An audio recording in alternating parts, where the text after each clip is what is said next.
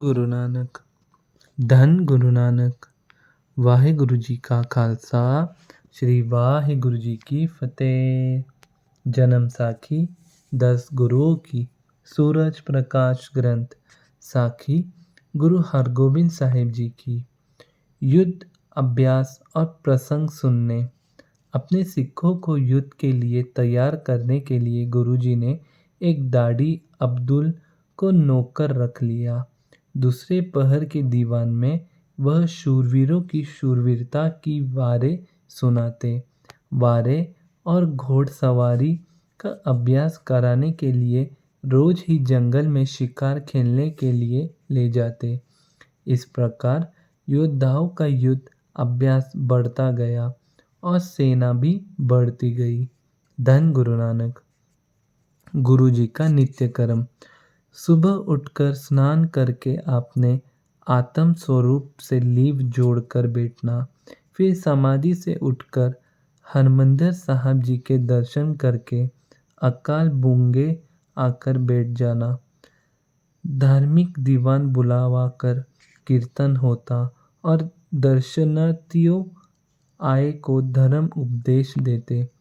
तदुपरांत भोजन खाकर विश्राम करते और तीसरे पहर दीवान सजाकर पुरातन शूरवीरों की वारें दाढ़ियों से सुनते और फिर शास्त्र विद्या का अभ्यास कराने के लिए योद्धाओं को शिकार खेलने ले जाते। संध्या के समय सोदर के पाठ उपरांत दीवान की समाप्ति करके अपने महलों में जाकर निवास करते। धन गुरु नानक धन गुरु नानक चंदू ने चिट्ठी लिखनी। गुरुजी का यह सुनकर चंदू ने आपको चिट्ठी भेजी कि आप अब स्वतंत्र है। इस कारण शत्रुता भाव को त्याग कर मेरी लड़की का रिश्ता स्वीकार कर लो। इस मेल मिलाप से हम दोनों ही सुखी हो जाएंगे। परंतु गुरुजी ने उसकी यह बात स्वीकार करने से इनकार कर दिया और लिखा कि अपने पिता के कातलों से हमारा मेल नहीं हो सकता। धन गुरु नानक चंदू ने जहांगीर को भड़काना। चंदू ने जब गुरुजी का यह उत्तर पढ़ा तो उसको बहुत क्रोध आया, परंतु अपना कोई वश न चलता देखकर उसने जहांगीर को कहा, जहाँपना गुरु अर्जन देव जी की गद्दी पर जो उनका पुत्र बैठा है उसने फौज रख ली है, बैठने के लिए तख्त रच लिया है, बादशाह की तरह कलगी लगाता है और शास्त्र पहनता है। अपने आदमियों को जंग के अभ्यास कराने के लिए शिकार खेलता है। अगर इसको अभी ही न संभाला गया तो किसी दिन आपके विरुद्ध ही उठ खड़ा होगा। धन गुरु नानक जहांगीर ने गुरुजी को दिल्ली बुलाना। चंदू के जोर देने पर जहांगीर ने अपने उच्च अहलिकार वजीर खां और किचित बेग को अमृतसर भेजा कि गुरुजी को अपने साथ दिल्ली ले आओ। अमृतसर पहुंचकर वजीर खां ने प्रार्थना की कि आप जी को बादशाह ने बुलाया है, हमारे साथ चलो।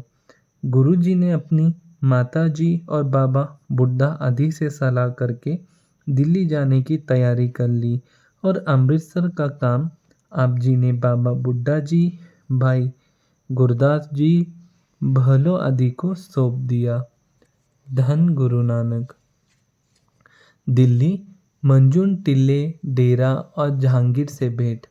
वजीर खां और किचित बेग से अपने कुछ सेवादारों शूरवीरों भाई बिधिचंद, जेठा, पैदामोखा, त्रिलोकचंद, लालू, बालू आदि को लेकर गुरुजी घोड़सवार होकर दिल्ली को चल पड़े।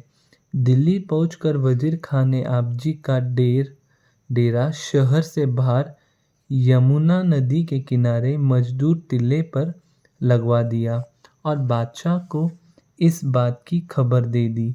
जब कुछ दिन बीत गए तो वजीर खां ने बादशाह से पूछकर गुरुजी को प्रार्थना की कि बादशाह आप जी को याद करते हैं।